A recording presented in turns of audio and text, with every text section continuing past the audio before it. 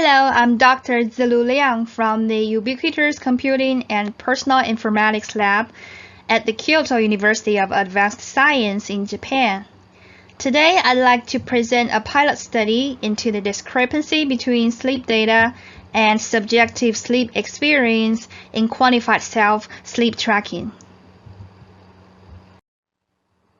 Having enough and good quality sleep is important for our mental and physical health. Nowadays, many people are tracking their sleep quality using the quantified-self sleep tracking technologies such as Fitbit and Apple Watch.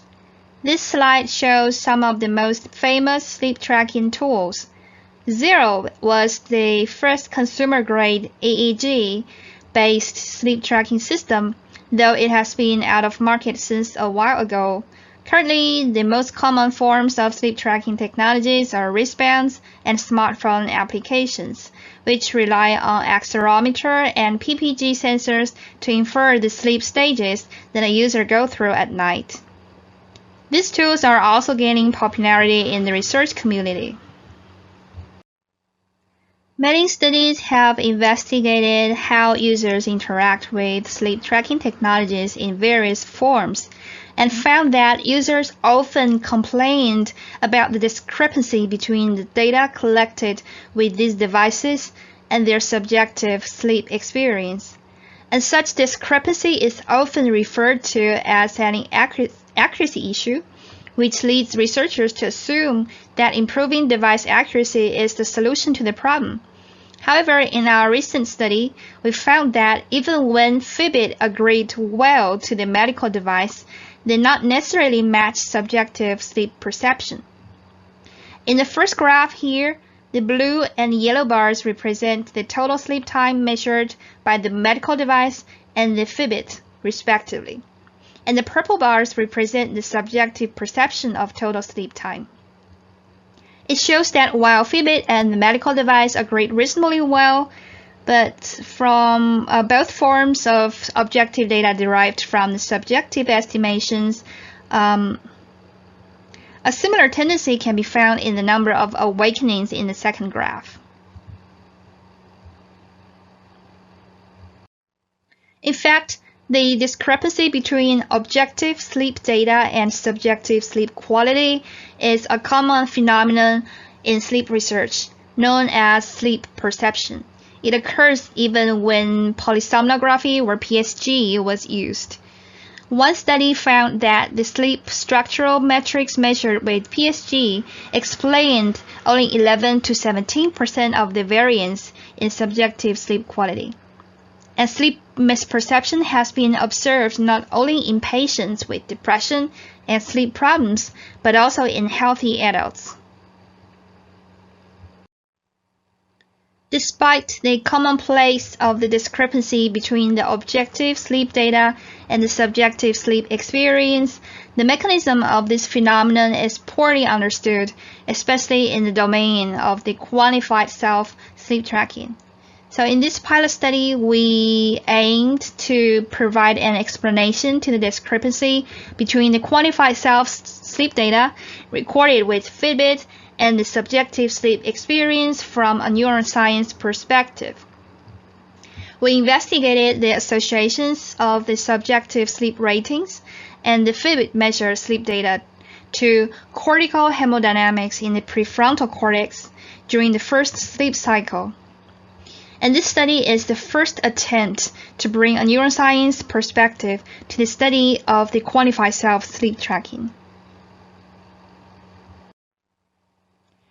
In this study, we measured the cortical hemodynamics using a wearable functional near-infrared spectroscopy, the Bright24 fNIRS system, which was developed by the Artinis Medical System company based in the Netherlands, as shown in the picture on the left. So the Bright24 measures the concentration changes of the oxyhemoglobin and the deoxyhemoglobin in cortical brain areas. The system contains 10 transmitters that emit infrared light at the wavelengths of 760 nanometers and 850 nanometers. The infrared light travels through the scalp, the skull, and the cortex. the rebounded light is captured by 8 receivers.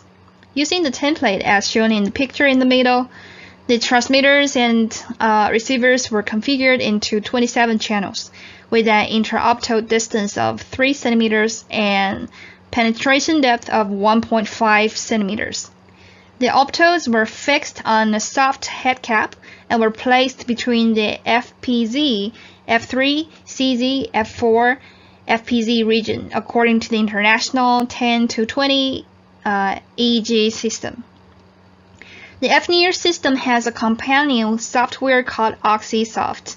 So all the measurements in this study were conducted online, where the Bright24 device was connected to the OxySoft via Bluetooth, and in this way data were regularly synchronized with the OxySoft. A screenshot of the OxySoft is illustrated in the picture on the right. We used Fitbit Sense, which is the latest model of Fitbit at the time of the study, to measure a set of sleep metrics. And these metrics include total sleep time, wake after sleep onset, wake ratio, light sleep ratio, deep sleep ratio, and REM sleep ratio, as well as an original sleep metric called sleep score.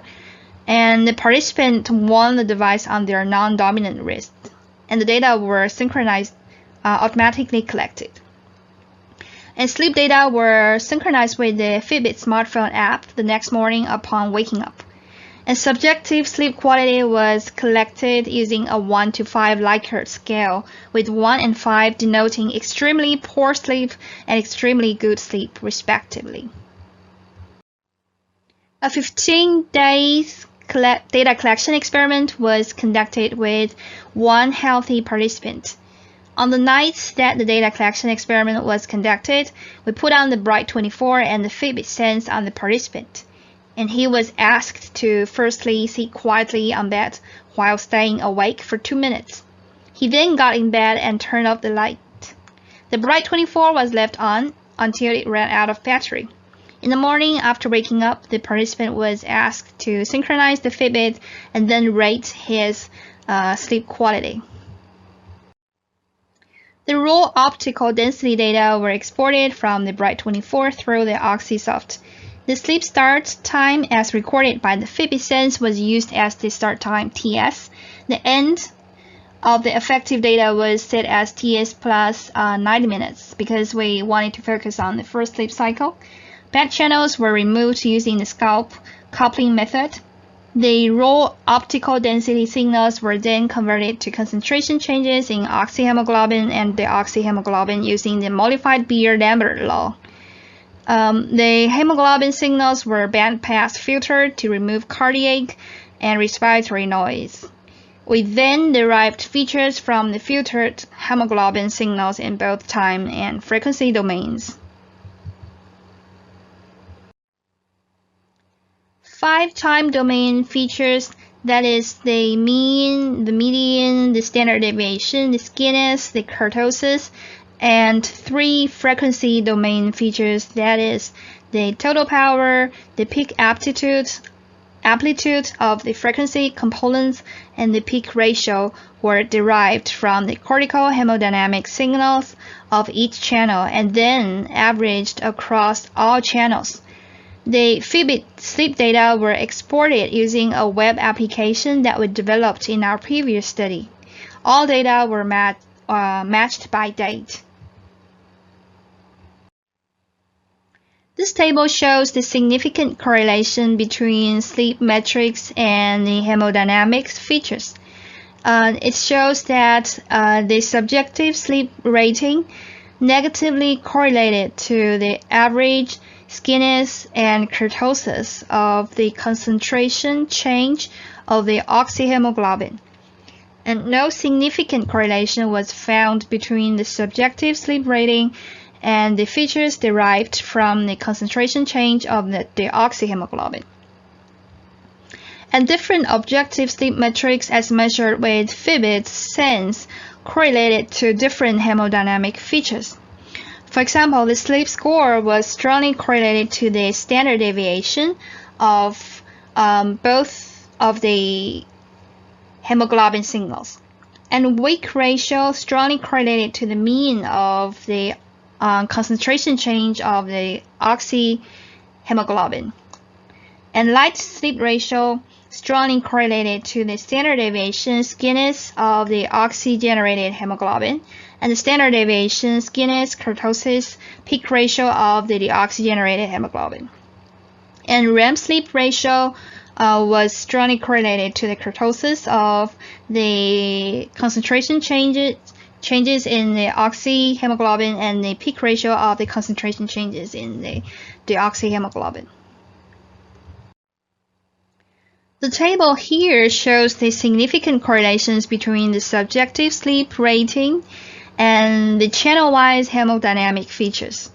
And a visualization is also provided here. So what we found is that the subjective sleep rating mainly correlated to the median of the hemodynamic signals in certain channels and with positive correlation coefficients. In contrast, the sleep score computed by Fitbit mainly correlated to the mean of the hemodynamic signals in a different set of channels and with negative correlation coefficients. So in conclusion, there are several interesting things we found through this pilot study. First, subjective sleep rating was negatively correlated to the average skewness and kurtosis of the concentration change of the oxyhemoglobin, but not correlated to features derived from the concentration change of the deoxyhemoglobin. And second, if we look at different channels, it seems that better perceived sleep quality might be positively associated to increased hemodynamics during the first sleep cycle, and the opposite may be true for objective sleep metrics measured by Fitbit. And putting all these findings together, it implies that the sleep tracking devices and the subjective sleep perception may capture different dimensions of sleep. So future sleep tracking technologies should probably try to help users understand the sleep misperception phenomenon rather than solely focusing on improving device accuracy, because enhancing device accuracy is unlikely to breach the discrepancy between the sleep data and the subjective sleep quality. And of course, the present study has several limitations. So first, we adopted an N-of-1 approach in the data collection experiment, and such experiment design forbids the generalization of the results to the general population. Of course, the results is significant for this specific subject, but the results should be interpreted with some caution. And we believe that the methodology can be applied on a larger cohort, and that's what we plan to do in the next step. And second, so in the data analysis, we didn't consider the temporal patterns of the cortical hemodynamics signals. So we only considered the average characteristics of the signal throughout the whole first sleep cycle. So in the next step, we plan to use, for example, temporal signal processing techniques or data mining techniques to also count in the temporal patterns of the brain signals. And also this study only investigated a sub-region of the prefrontal cortex. And in our future study, we plan to expand the cortical regions being investigated, hopefully the whole brain. And in that case, we will need to use maybe another one or another two fNIRS devices. Before I finish my presentation, there are a couple of things I'd like to mention about. So first, the study, the ethics approval was obtained from the ethics committee of our universities, and the participant provided written informed consent. And this study was supported by the grants listed here. So if you are interested to learn more, please follow the progress on our website. And thank you very much for listening. If you have any questions, please feel free to reach out to me by email. Thank you very much.